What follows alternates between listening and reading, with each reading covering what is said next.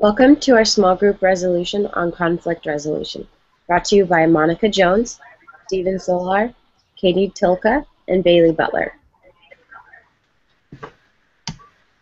For our presentation, we'll be showing you our scenario. We'll be going over our two conflict resolution methods, the video of our first scenario, explanation of the technique and how it was used. We'll then show you our second video, the explanation of the technique and how it was used, the conclusion, and then we'll have an open discussion of how the project went. The scenario that we chose to do will be about a supervisor who is in a prestigious organization displaying unprofessional behavior towards a new intern. The two methods that we have chosen of conflict resolution will be the common grounds process and the talking papers process. During each video, a facilitator will be involved between the intern and the supervisor. Some scenarios that can happen with unprofessional encounters during the workplace will be ignoring official complaints, dismissive behavior, needing help versus bothering leadership, unnecessary name-calling, sexual harassment, misplaced frustration, inappropriate yelling and chastising, and belittling others. We will be showing an example of two of them, which is the dismissive behavior and the misplaced frustrations. Next is our video and the common grounds process video example, where we will be role-playing a scenario of the dismissive behavior. Stephen will play the role of the intern, Monica will play the role of the boss, and Katie will play the role of the facilitator. Stephen has a specific issue with his boss. The intern and the boss have agreed to meet with the facilitator to figure out how they can discuss the issue. The facilitator will be using the common grounds process between the two. Let's see what happens. After the video, we will explain how the process was used and how the techniques were used. Okay, Steve, can you tell us why you requested to have a meeting today with Monica and myself? Whenever Monica gives me a task to perform, she never takes the time to explain how it's supposed to be done properly. How am I supposed to learn anything if she doesn't tell me how to do it? Every time Stephen is tasked with a job, he is always asking questions. Why don't you stop asking me so many questions? Okay, Stephen, I understand that you have a need for clarification and that it makes you frustrated when Monica does not take the time to answer your questions. There is an exercise I would like the both of you to participate in. Please move your chair so you're facing each other. Stephen, you're going to start. Tell us more about your task performance and what feelings you are having. Monica, please sit respectfully and listen to what Stephen is saying. After that, you will be paraphrasing what he has said. After Stephen feels that he's being heard, you will switch roles. I don't like this. He's going to tell everyone how bad of a supervisor he thinks I am. Monica, whatever is said in this room will stay in this room. Also, remember to have respectful language towards each other. I will only intervene when a rule has been broken. Do we all agree on these terms? Yes, I'm willing to try anything to get this resolved. I guess so. Okay, Stephen, you can start whenever you are ready. Monica, when you roll your eyes at me, I feel that you're being disrespectful and rude. I am not being rude. You just need to have a thicker skin. I am trying to teach you how to be a good social worker. Monica, I appreciate your willingness to teach Stephen, but I just want to remind you that this is not a debate. We are building up so we can have a dialogue with each side, making an effort to be understood. Stephen, try again and focus on your feelings and needs without criticizing Monica. This may take a few tries, but let's try and be patient. Okay. Monica, I think you are impatient, and I feel that you don't give me a full explanation of what you want done. Stephen, you are starting to hurt my feelings. Stephen, let's focus on a specific action that she does and how you feel when she does it. You are in control of your own feelings, so let's try using the phrase, I feel. Monica, when I ask for help, I see that you become frustrated with my questions. I feel anxious and discouraged when I am not able to perform the task correctly. I am having a hard time with completing tasks that I am given. I want to do well in this internship, but I do not feel that I can successfully complete a task without having further explanation. Okay, Monica, I'd like you to paraphrase what you heard Steven say. Stephen is stupid and that I am a horrible supervisor. Steven, do you feel that Monica heard you correctly and has properly conveyed what you had said? No, I never said I was stupid. Okay, Monica, let's try again. What is Steven saying? What is he feeling? Steve, it seems you feel anxious and discouraged when I do not give you further instructions on how to complete a task. You see that I become frustrated when you ask questions. You want to do a good job, and when you ask for help, you do not receive it. Okay, Steve, how do you feel that she conveyed your information? Is there anything you would like to add? No, I feel that she encompassed everything. Okay, Steven, it's your turn to listen to Monica. After that, you will paraphrase what you heard her say when she is finished. Go ahead, Monica. Okay. I think you, wait. I feel that you need to stop being anxious when I give you a task. Monica, that's great how you incorporated I feel, but afterwards, use a feeling that you are having instead of what you think Steven should be doing. Stephen, when you ask me questions after I assign a task for you to complete, I feel disappointed. We are in a tough field, and I want the hospital to be a success. With budget cutbacks, we are not able to have as many staff on each shift, which makes more work for us. I feel overwhelmed when I have so many tasks of my own to complete. With all of my job responsibilities, it is hard to take the time to explain every piece of information. Okay, Steven, can you paraphrase what Monica just said? Monica, I hear that you are frustrated because of hospital budget cuts. You are only one person and can only do so much. With an added pressure of having an intern, it is hard for you to complete your tasks while teaching me. With so many plates to juggle, you feel overwhelmed, but you also have a need to do well in your job. Monica, do you feel that Steven has heard you and has a better understanding of your side of things? Is there anything that you want to add? No, I think he understands now. I would like to add that I am happy that he is doing his internship at this hospital. I'm just under a lot of pressure right now. Steven, can you just paraphrase what Monica just responded with? Yes. Monica, I hear that you are happy to have me with the team, but that you are under a lot of pressure right now with your regular responsibilities. So it may have been bad timing to have an intern for this semester. How do you think Steven conveyed that information, Monica?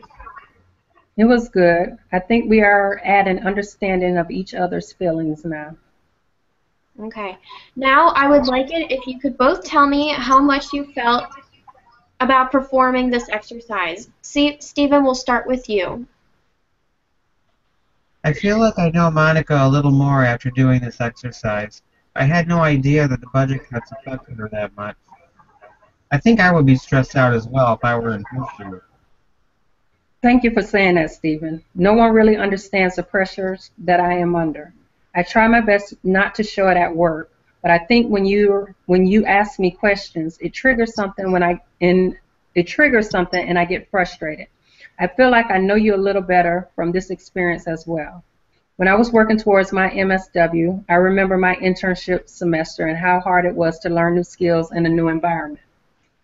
Okay, great. This was a good start for both of you in recognizing each of the other's perspectives in this intern-boss relationship. Now we can move closer to finding a solution.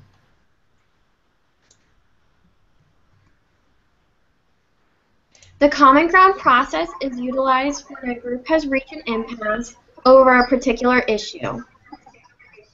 With the facilitator, the goal is to make sure that each of the group members is seen and heard. To move into the community stage, in the group, a common ground must be established. First, the members are asked to pick a side of the issue. Ground rules must be established, heard, and followed.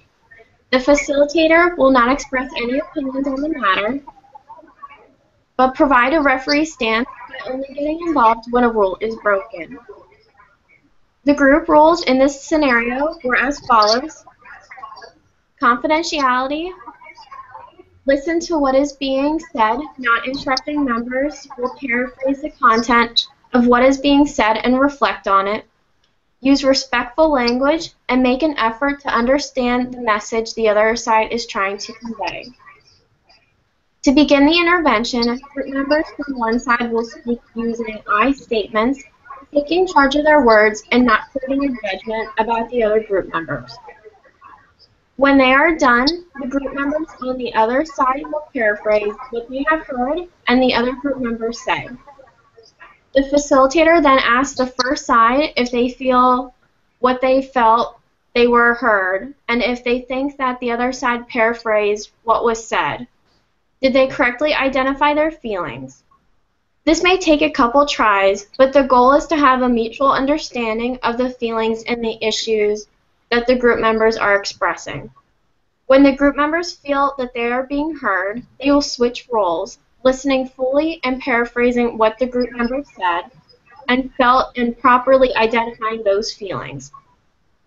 This process allows each member to speak on their own time and listen to what is being said, not processing a counter statement.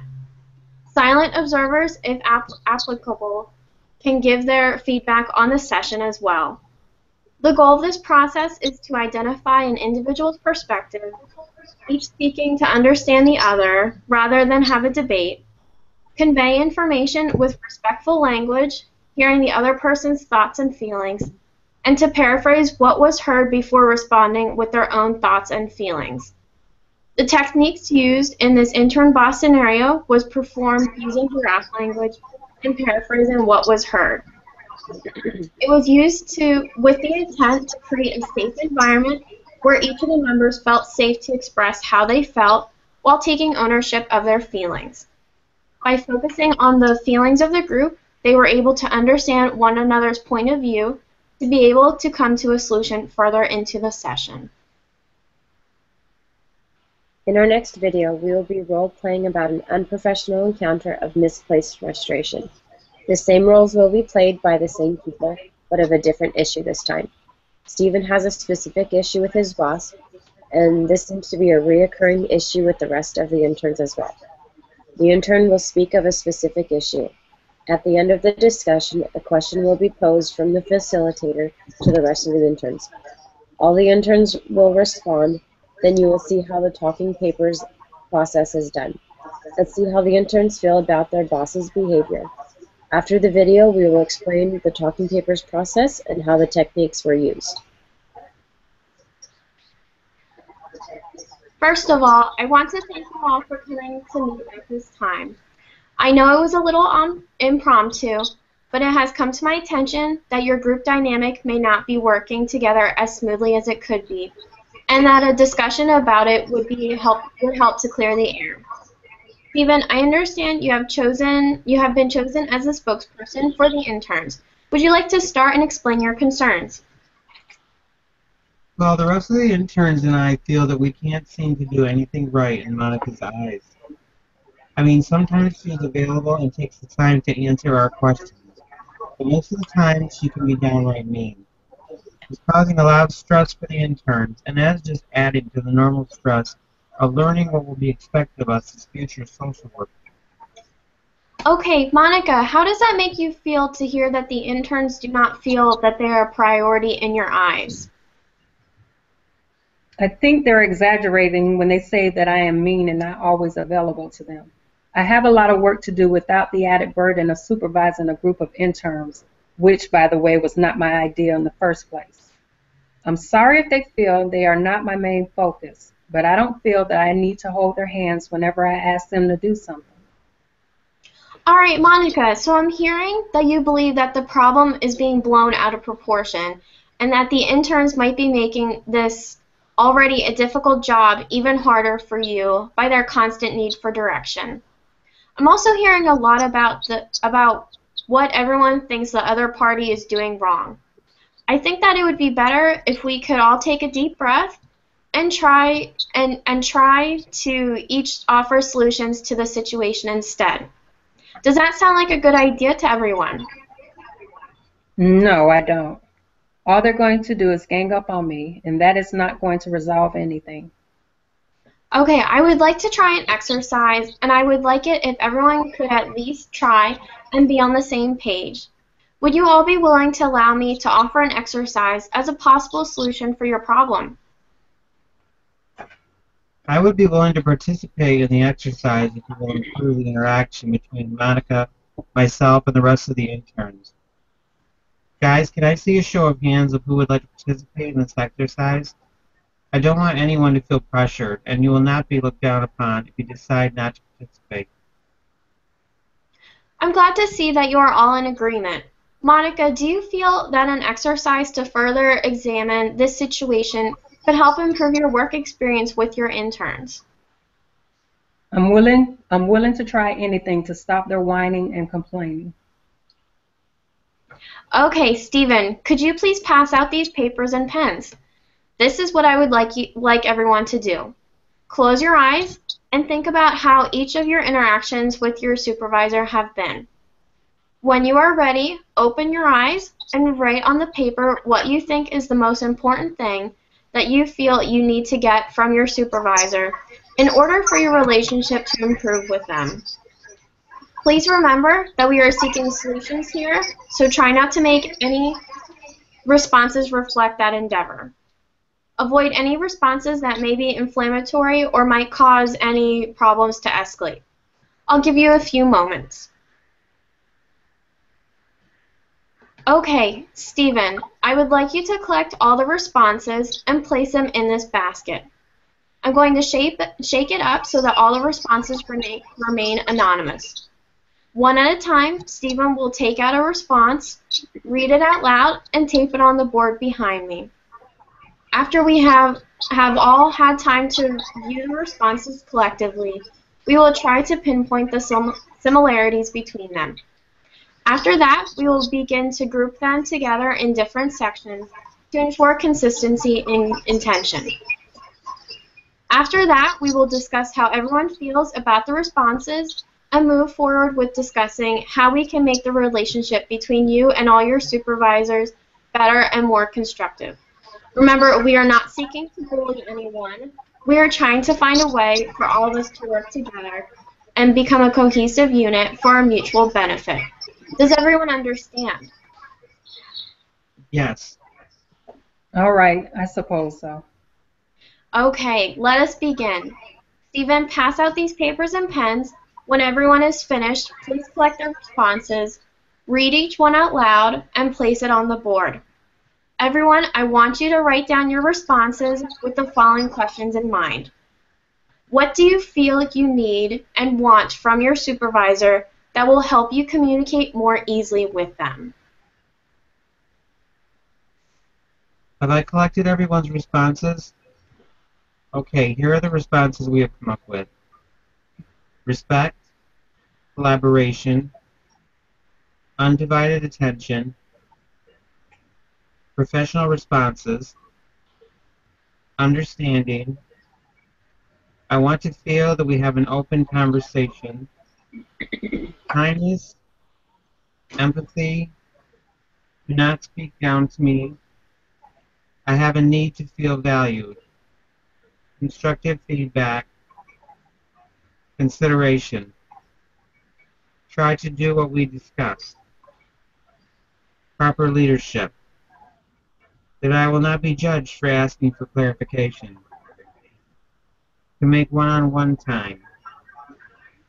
No question is a stupid question. Avoid negative responses or attitude. Fairness. Speak to me the way that you want to be spoken to. Politeness. Acknowledgement of what I say. That way I feel my words are heard. Time for me so I can discuss issues. Provide guidance. That my time and energy matters. I want to be trusted that I am capable of doing a good job, even if I need clarification. Listen, and honesty. Okay, now that we have our responses on the board, we're going to group them together under particular traits or sections so that we can better understand what we are all striving for in our working relationship.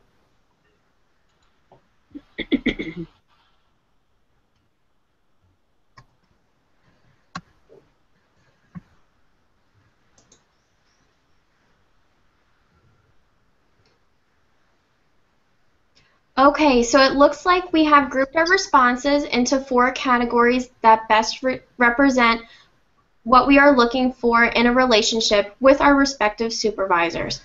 Professionalism, traits and characteristics, treatment of employees, and professionalism. This is a great start for our exercise, everyone.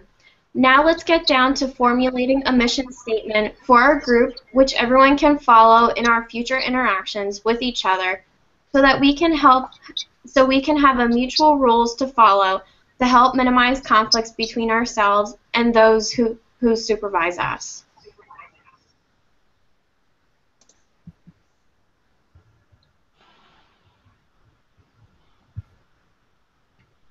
The scenario shows an example of a group currently in the chaos stage of group development. The interns working at this hospital believe they are not receiving assistance, support, and respect from their boss. They feel that she is temperamental, dismissive, and unprofessional. The interns also find that it is difficult for them to ask her any questions, seek assistance, or receive support from her. Unbeknownst to the interns, the supervisor is dealing with additional stressors on the job and did not realize that she was taking out her frustrations on her employees. Even though she was unable to recognize there was conflict between her and the interns, leadership listened to their complaints and was willing to do something about it. Hospital management brought in a facilitator to help resolve any issues at the lowest level possible. After the facilitator spoke to the group, she decided it was time to introduce the talking paper exercise. She acknowledged that Stephen was assigned as a spokesperson for the other interns and asked him to assist her with a small part of the exercise. She began by describing the talking paper method as a tool used to deal with conflict resolutions. It is valuable for facilitating group meetings and improving communication. She defined the purpose, goals, and objectives of the session. The purpose of this gathering was to bring everyone together at the request of leadership to better understand the causes behind the tension within the workplace, and the participants should not fear any type of ramifications. The goal of this exercise was to ensure that everyone participated without interruption or intimidation from anyone. The objective was to identify a problem by asking a question, and then each member would start the brainstorming process for responses.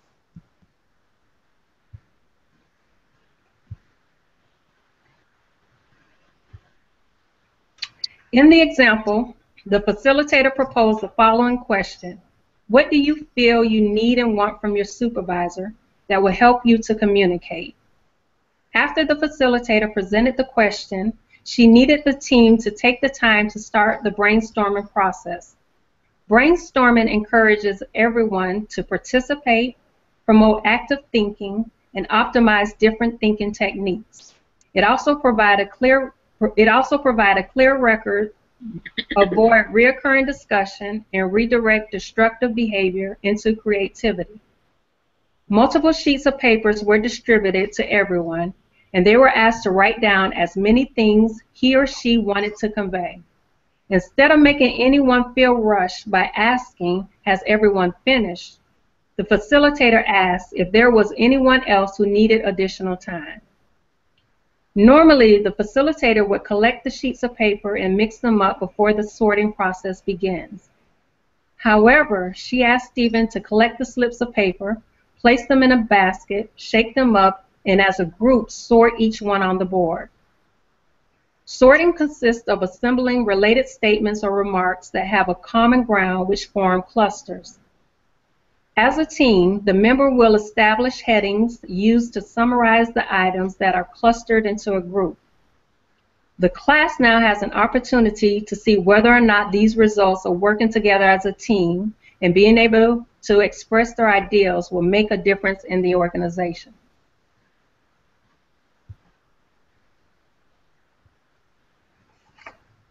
Throughout this presentation, there were examples given of unprofessional encounters that occurred between the boss and interns. An outside facilitator was contacted to come into the hospital to help resolve the situation. During the session, the facilitator talked to the group to find out the problem and then asked them if there was a specific topic they would like addressed. Once the group identified a concern, a question was presented and everyone had to provide responses in an unrevealing manner.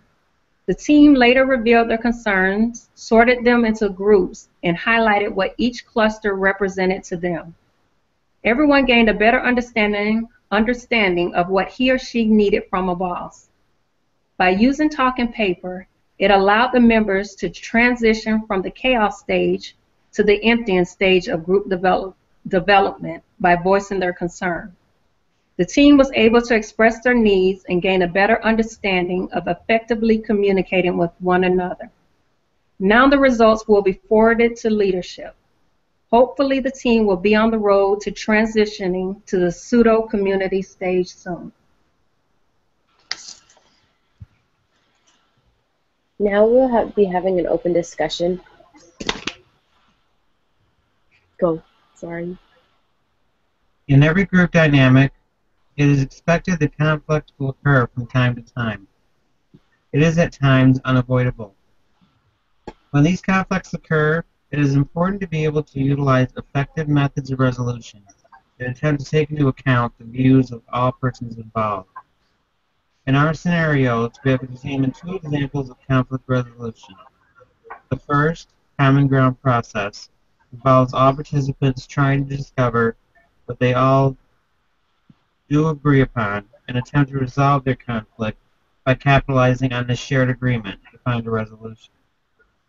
The second scenario, talking papers process, offers an opportunity for collaboration among all members of the group to suggest solutions for the conflict, which they can then discuss, formulate a mission statement, and devise a plan of action which will help them to improve their interaction with one another in the future. These are just two methods of conflict resolution that can help to diffuse disagreements when working in a group dynamic, so that all the members may collectively achieve successful outcomes to their mutual benefit, and help them to in continuing on in their efforts to reaching their common goal, through the process of allowing all members to be seen, heard, and known.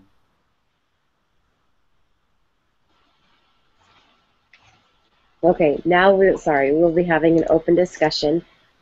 During this time, two different questions. The first questions, we will discuss why we chose the scenario we did, and second, what are the benefits of using the methods of conflict resolution during our internship and in general.